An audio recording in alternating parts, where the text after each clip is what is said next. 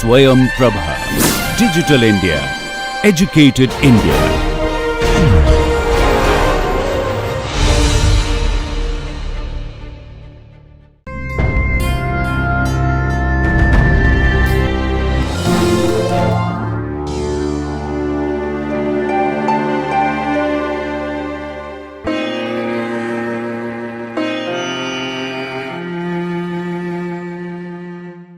The biophysical properties of the skeletal muscle, part 2. So, in this lecture we will be discussing about the other aspects of the properties of skeletal muscle, like energy sources of skeletal muscle, oxygen depth, muscle fatigue, isometric and isotonic contraction, types of muscle fibers. So, basically the energy supplied, what we think for the skeletal muscle is only ATP. It is not so.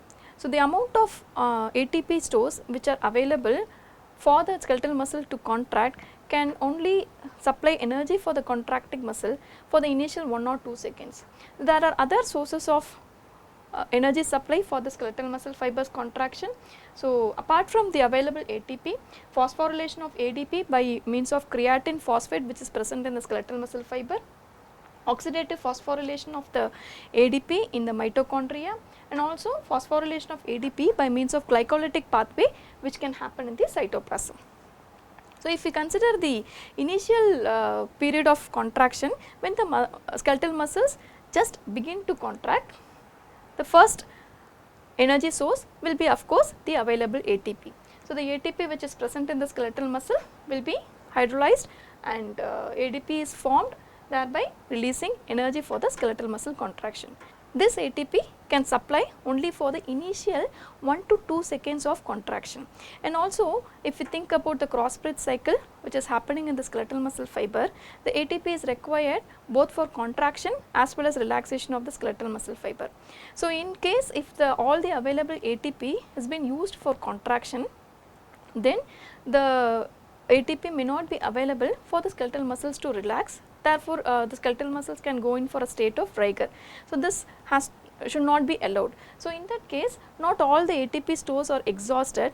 Before that, for the next few seconds of contraction, the source of energy will be mostly supplied by creatine phosphate. So, this creatine phosphate is also present in the skeletal muscle fibers. This creatine phosphate, in the presence of an enzyme called as creatine kinase, will supply its phosphate group, will transfer the phosphate group to the ADP, thereby forming creatine and a ATP molecule. So, for the next few seconds of contraction, this creatine phosphate will be the major source of energy supply for the skeletal muscle contraction. So, the preformed ATP which is already available in the skeletal muscle fibers support only for an initial few muscle twitches, whereas a creatine phosphate, though it is a major fuel, it cannot directly actually participate in the cross bridge activity in the sliding filament mechanism, but indirectly by transferring its phosphate group to the ADP molecule, it becomes a major source of supply of ATP even before all the ATP available ATP sources in the muscle can get exhausted. So, in that case usually because the creatine phosphate stores are more readily available than the ATP stores, the athletes who are going for sports performances, they usually consume some creatine supplements to increase or boost up their creatine phosphate levels before they go in for all these endurance sports activities. Then after this, the next major source of energy supply comes from the free fatty acids. So, this if the contraction, if the skeletal muscle activity, if the exercise continues for next few seconds to about a minute, where the intensity of exercise is about a light intensity, in that cases the free fatty acids becomes the major source of energy supply for the skeletal muscle fibers through oxidative phosphorylation. So, as we know, there are many types of free fatty acids. So, the number of ATP which is generated through the oxidative phosphorylation of these fatty acids depends upon the what type of fatty acid is being utilized for the energy source. So, sometimes up to 40 to 100 ATP molecules can also be generated by means of oxidative phosphorylation of free fatty acids. After that, if the intensity of exercises still continues for a longer time and the exercise becomes of a moderate intensity, then the aerobic glycolysis comes into action to generate the ATP molecules to continuously supplies the produce new ATP molecules in par with the rate of ATP breakdown which is happening during the cross bridge cycle.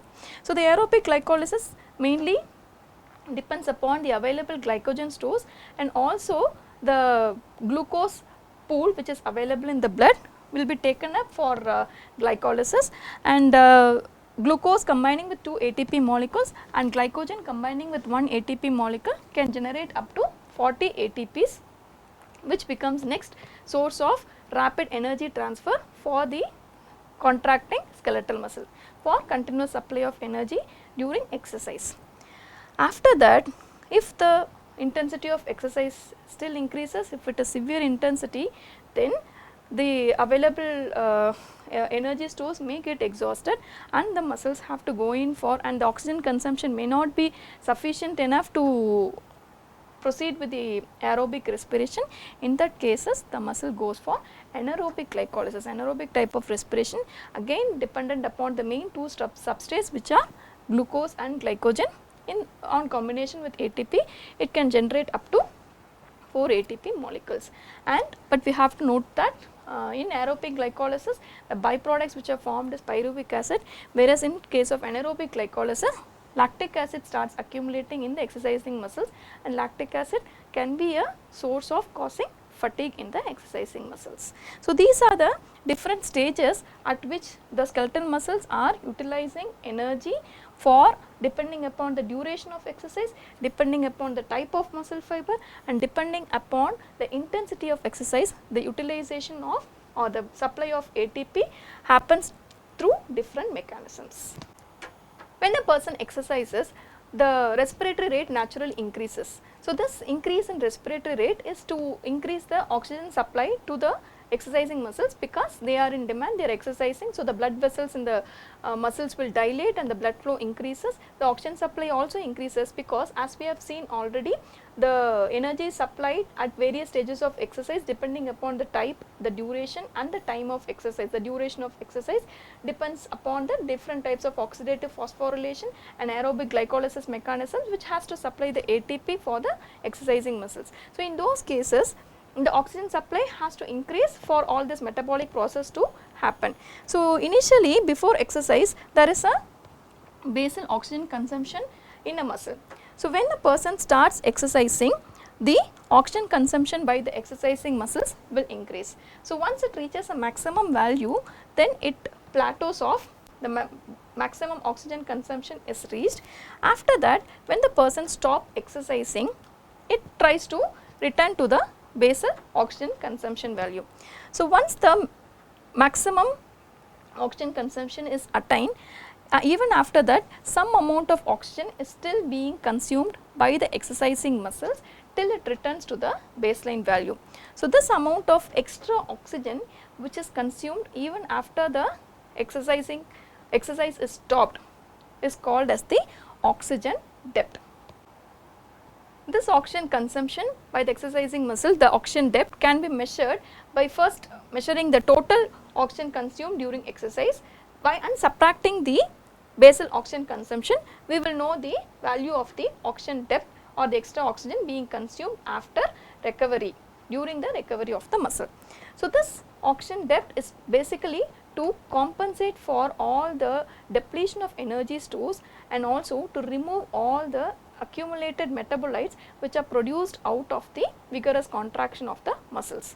So, basically as we have seen already, during moderate or severe contractions of skeletal muscles, the ATP stores are exhausted, the creatine phosphate stores are exhausted, and the glycogen and the glucose which are available for the aerobic glycolysis, those stores are also being utilized during the exercising of the muscles. So, to replenish all the available stores, as well as there is oxygen which is released by the myoglobin also, which is present in the muscle. So, this myoglobin also has to be replaced in the exercising muscles. So to replenish all these energy stores, this extra oxygen is required to synthesize and bring back the energy stores to the basal value. Not only that, during vigorous exercise, as we have seen, the muscles are dependent on anaerobic glycolysis, anaerobic type of respiration, where the main end product is going to be lactic acid. So this lactic acid can alter the pH of the blood, pH of the muscles, whereby it can cause decrease in pH, and this can cause inhibitory activity on the muscular contraction mechanisms. So this lactic acid has to be rapidly removed from the muscles and the blood. So for that also this extra oxygen needs to be consumed to metabolize the available lactate. So to replenish the stores, the energy stores, as well as to remove the excess lactate, this extra amount of oxygen is being consumed even after the exercise is stopped during the recovery stage of the muscle, and this amount of oxygen depth depends upon again the duration of exercise. It also depends upon the individual's physical fitness and the respiratory activity and so on. Next, the concept of fatigue in skeletal muscle fibers.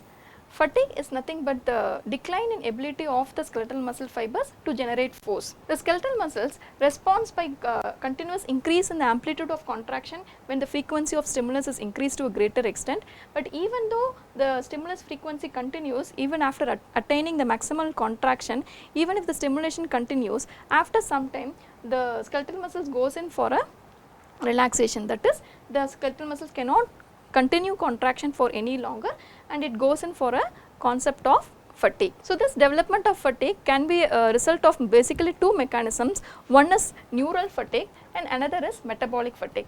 Of course both the things are common, but metabolic fatigue is more common than the neural fatigue. The neural fatigue is due to the decrease in the transmission of impulses or decreased ability of the neurons to continuously generate impulses to pass across a neuromuscular junction to the skeletal muscle fibers, as well as it can be a result of the fatigue in the central nervous system, where the cerebral cortex itself, the motor cortex itself fails to generate the excitatory signals to go to the motor neurons. So in this case this also depends upon the person's mental ability for continuously doing the exercise and withstanding the amount of exercise which is required. And the concept of metabolic fatigue can be due to either the energy deficit or it might be due to the accumulation of metabolites. So energy deficit is basically, as we have seen, the exercising muscles are utilizing all the energy stores including glucose, glycogen, fatty acids, everything. So depletion of energy stores is also being portrayed as a cause of fatigue in the muscles. Not just that, more than beyond that, accumulation of metabolites are playing a major key role even before the energy stores can be exhausted. These metabolites are the main cause of development of fatigue in the skeletal muscle fibers. So what are those metabolites?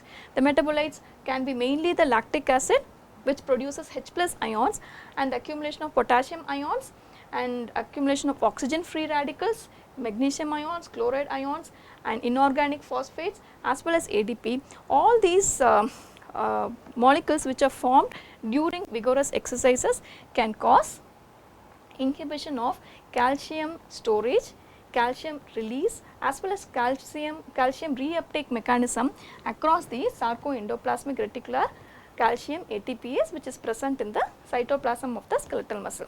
So this SERCA is being, the activity of SERCA is also getting reduced, thereby the availability of calcium in the cytoplasm is reduced. When the calcium availability is reduced, it can reduce the binding to the troponin C for activation of the cross bridge mechanism. So by indirectly affecting the calcium release and uptake mechanism, as well as the calcium binding, the affinity to the troponin is also reduced by means of all these metabolites which are accumulated during the development of or vigorous muscle activities, as well as these metabolites can also directly inhibit the actin-myosin interaction which are happening during the cross bridge cycle. So basically by all these three mechanisms, the exercising muscles which are generating the metabolites, these metabolites will be inhibiting the muscle activity, thereby resulting in fatigue. Next, coming to the concept of isometric and isotonic contraction. So as we know, in skeletal muscle fibers, contraction does not always mean shortening of the muscle fibers. Contraction merely means the actin-myosin interaction and increase in the tension of the muscle. So, the force applied on the muscle and the increase in the tension will be depending upon the load which is acting on the muscle. So, the tension and the load are two opposing forces, and the magnitude of tension developed in the muscle and the load acting on the muscle determines the what type of contraction the muscle will undergo. So, during our routine activities, the isometric and isotonic contractions, the combination of both usually occur in any type of movements that are happening in the body. Isotonic contraction of a skeletal muscle is a type of contraction where the tension remains the same when the muscle is contracting, but the length of the muscle, contracting muscle, changes. So, the tension remains the same for that particular length of the contracting muscle, whereas isometric contraction is the one where the tension varies in the contracting muscle, but the length of the muscle remains the same. So, under isotonic contraction there are two types, concentric and eccentric contraction.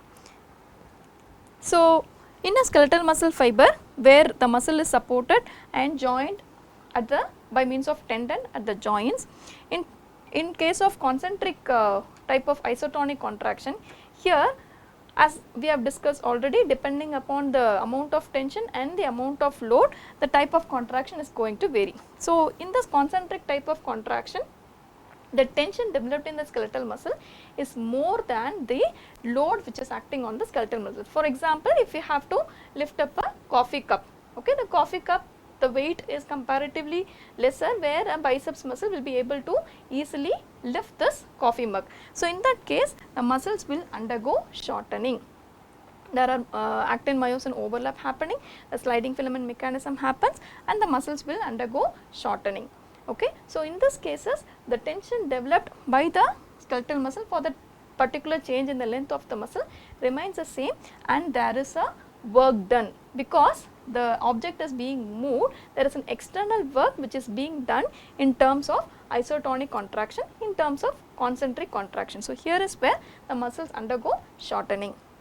The next type of isotonic contraction, which is called as the eccentric isotonic contraction. So, in this type of contraction, the tension which is developed in the muscle is going to be lesser than the load which is acting on the muscle. So, in this case the muscles will go in for a lengthening reaction, that is because the load, for example, if I have to lift a stool, if the an iron stool which is going to be heavier, so for the biceps muscle it might be difficult to lift the stool. So, in that case if I try to lift the stool, I may not be able to do it and I try to drop it down. So, in that cases the muscles, though the tension is changing according to the length of the muscle, so the muscles will go for a lengthening reaction. Therefore, for that particular length of the muscle, the tension developed in the muscle is not going to be altered and it goes in for a lengthening reaction. So, here also the cross bridge cycle do happen, but the actin myosin interaction is going to be there, but the actin filaments are moved towards the Z line, and the actin which are already bound to the cross bridges will undergo the cross bridge cycle, causing a development in tension or force in the muscle. The next type of contraction, which is called as the isometric contraction. So, in this type of contraction, the tension developed in the muscle is far greater than the length which is going to change. The length of the muscle actually remains the same. So, for example, if I have to lift a big wooden bureau, I may not be able to do it. So, in that case I try to lift it, but I just try to apply some force, but the length of the muscle remains the same, but the tension keeps on increasing, but still the movement is not done, the lifting is not done. So, in this type of contraction there is no external work done. A work is done only when an object is moved, because the load is very much higher than the tension which is developed. The object is not moved, but the tension in the muscle will only rise, but the length of the muscle is the same.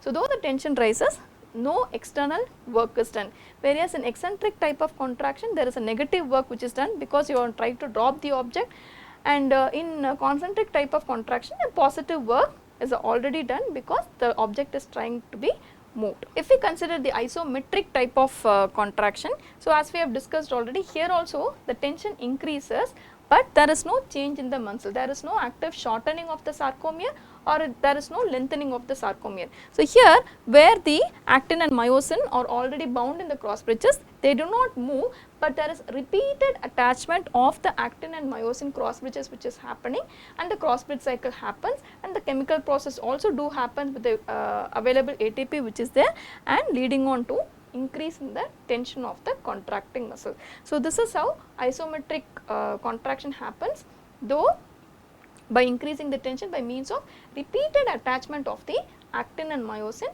and the sliding filament mechanism. So basically the chemical processes which are happening during the cross bridge cycle are the same both in the isotonic and isometric contraction. So the first step of cross bridge cycle where the myosin is already present in the energized state, after that it goes in for the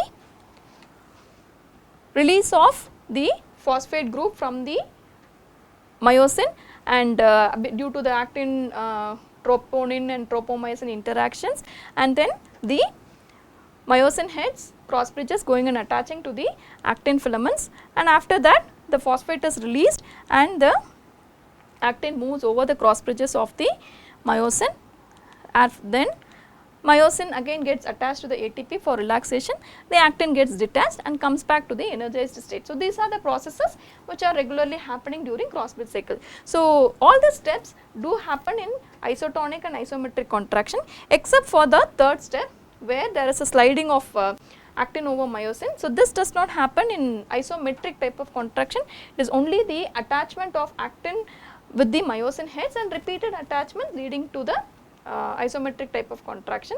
Similarly, if we consider the eccentric type of isotonic contraction, there what happens is, instead of the actin moving towards the M line to the center of the myosins where it is present, instead, because it is a lengthening reaction, the actin molecules are moved away and they are moving towards the Z lines, but still some amount of actin is still bound to the cross bridges of the myosin. So this available cross bridge interaction with the actin will cause generation of all these chemical processes will happen, release of phosphate groups, and thereby leading on to the cross bridge cycle and development of tension in terms of eccentric isotonic contraction. The skeletal muscle fibers are classified according to the different types of myosin isoforms which are present in the skeletal muscles, and this myosin isoforms determines the rate of ATPase activity or the ATP hydrolysis, which indirectly affects the cross bridge cycle mechanism in the skeletal muscle contraction. So basically there are two types of skeletal muscle fibers, fast fibers and slow fibers. So according to the twitch duration, we see fast fibers are very quick in contraction, the duration is about 5 to 10 milliseconds of contraction and relaxation, whereas in slow fibers the duration of contraction is actually very longer and it can go up to 100 milliseconds or so. The fast fibers are usually used for any quick movements which are required, whereas slow fibers are responsible for long term sustained movements like regulation of posture, holding some objects for a longer time. For all these things slow fibers will come into action. For any kind of activity, pulling, moving or sitting or cycling, any type of fast reactions, the fast fibers will come into role. This slow and fast muscle fibers can be classified according to the many biochemical reactions, their microscopical structure and all. So one by one, to start with, slow fibers are red in color, whereas fast fibers are white in color. This is mainly due to the relative availability of myoglobin in the skeletal muscle fibers and the capillary density, mitochondria, increased amount of blood supply, all these things contributing to red color, and here this has got very less amount of myoglobin and the blood supply is also less, thereby the fast fibers are comparatively white in color. Slow fibers are called as type 1 fibers and fast fibers are called as type 2 fibers. Under type 2 fibers there are further classification called as type 2A fibers and type 2B fibers, and the diameter is smaller diameter fibers in slow fibers, whereas fast fibers are larger diameter fibers. So considering the glycolytic capacity and oxidative capacity, fast fibers have got high glycolytic capacity, whereas the slow fibers have got more of high oxidative capacity, that is slow fibers are more dependent on oxidative phosphorylation and the supply of oxygen for a continuous contraction, whereas fast fibers are less dependent on oxygen and more dependent on anaerobic type of glycolysis during quick strong contractions. And slow fibers are classified as low oxidative fibers. Again, fast fibers can be fast glycolytic or fast oxidative glycolytic type of fibers. Next, coming to the other aspects like mitochondria, myoglobin and capillary density, as we have discussed already, all these things are very high in slow type of fibers but less in the fast type of fibers. Thereby the predominant metabolism in slow fibers are aerobic metabolism, whereas in fast fibers are anaerobic metabolism. And so because of this, slow fibers are mainly dependent on triglycerides, whereas the major energy source for the fast fibers are creatine, phosphate and glycogen. As well as if we consider the motor units, there are slow motor units which are slow and resistant to fatigue. In case of slow fibers, fast fibers have got more of fast fatigable fibers, because as we know the mitochondria, the capillary density, everything is low. So these fast fibers fatigue easily, and also because they are more dependent on anaerobic respiration, the fatigue rate is more in fast fibers when compared to slow fibers. That is why the posture maintenance and all we are able to sustain for a longer time, whereas if we have to do some weight lifting, the muscles will easily get tired and fatigue fast because of they are more dependent on all the fast fibers. And the motor unit to muscle fiber ratio, so one single motor unit supplies few individual fibers only, but here the innervation ratio is comparatively high, so it cannot withstand or keep on sending signals continuously to all the muscle fibers it is going to supply. So it can lead to a fatigue, easy development of fatigue in fast muscle fibers. And the resistance to fatigue, of course it is higher in slow fibers, but fast fibers it is very less. The type of Sirca which is present in slow fibers is called as Sirca 2 type, and the type which is present in fast fibers is Sirca 1, and the activity of because of this variation, the Sirca activity is moderate in slow fibers, whereas it is fast in fast fibers. That means the calcium reuptake mechanism is very fast in fast fibers. Because of that, the muscles will quickly undergo contraction as well as relaxation, thereby making the movements very quick, faster. Where because it is slower in slow fibers, so the relaxation mechanism takes longer time, thereby it can lead to more sustained contraction in case of slow muscle fibers. And the myosin ATPase activity is less or low in slow fibers, whereas it is high in fast fibers. Again, this is to do with the cross bridge cycle and the rate or the speed of the contraction and relaxation mechanism. When the ATP hydrolysis is faster, so there is quicker contraction and quicker relaxation. When the myosin ATPase activity is low, the ATP hydrolyzed and reattachment of ATP is going to be very slow, thereby there is more time available for the actin myosin interaction to continue, leading on to a sustained contraction in the slow type of skeletal muscle fibers. The troponin C isoform, in case of slow fibers it has got only one low affinity calcium binding sites, whereas in fast fibers it has got two low affinity calcium binding sites. Because of this, more calcium can bind to the troponin C molecules, thereby the actin myosin interaction can be made quicker, thereby producing fast movements. Here, because this has only one low affinity calcium binding site, the attachment of calcium and stimulation of the actin myosin interaction, the uncovering of actin sites to bind with the myosin cross bridges will take a little longer time, leading to the slow contraction. And finally, the function of the slow muscles is mainly for posture, sustained stable movements for longer time, whereas fast muscle fibers are concerned with all the rapid and instantaneous movements. So these are the different types of fibers, and these two types of fibers can be present within the same skeletal muscle, and the amount of fibers depends upon the genetic condition as well as the environmental factors, the physical fitness, how the person is being grown up from the childhood to the adulthood, the relative amount of the fast fibers and slow fibers will differ in the particular muscle in the particular person. So, accordingly, when we consider the different types of fiber types in different kind of people, especially with regard to athletes, in power athletes where they are more involved in weightlifting, sprinting and all, the fast type of fibers will be predominant, because they are required fast movements and stronger contractions. In case of endurance athletes where they are more concerned with cycling, swimming, jumping, all those things, the slow fibers, because it is the exercise continues and the running continues for a longer time, the slow fibers will be predominating. So, in case of people who do not practice regular exercise, mix of both fast fibers and slow fibers will be present in that particular individual.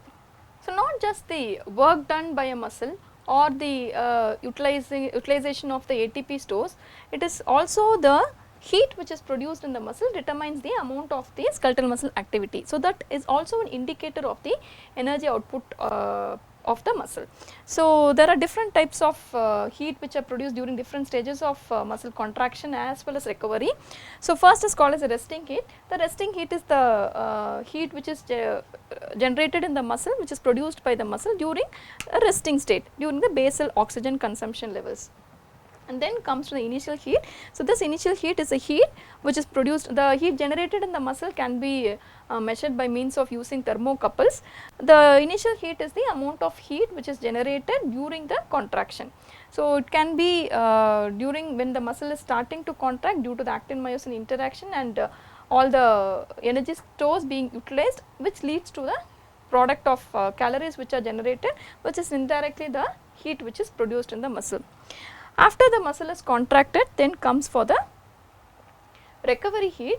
Recovery heat is nothing but even after the muscle has stopped exercising, stopped contraction, even after exercise for 30 minutes, the heat production will continue in the muscle. So, this is something similar to oxygen depth, where the oxygen, extra oxygen is being consumed to replenish the stores as well as to remove all the accumulated metabolites. So, when this process is happening during the replenishing of all the energy stores, the extra heat which is generated, that type of heat is called as a recovery heat. So, the recovery heat will be usually equal to the initial heat which is developed during contraction, will be equal to the heat generated which is during the recovery stage. And the relaxation heat is nothing but it happens during the isotonic contractions, where the heat generated is trying to restore the muscle to its initial length. So, that is called as a relaxation heat. Thank you.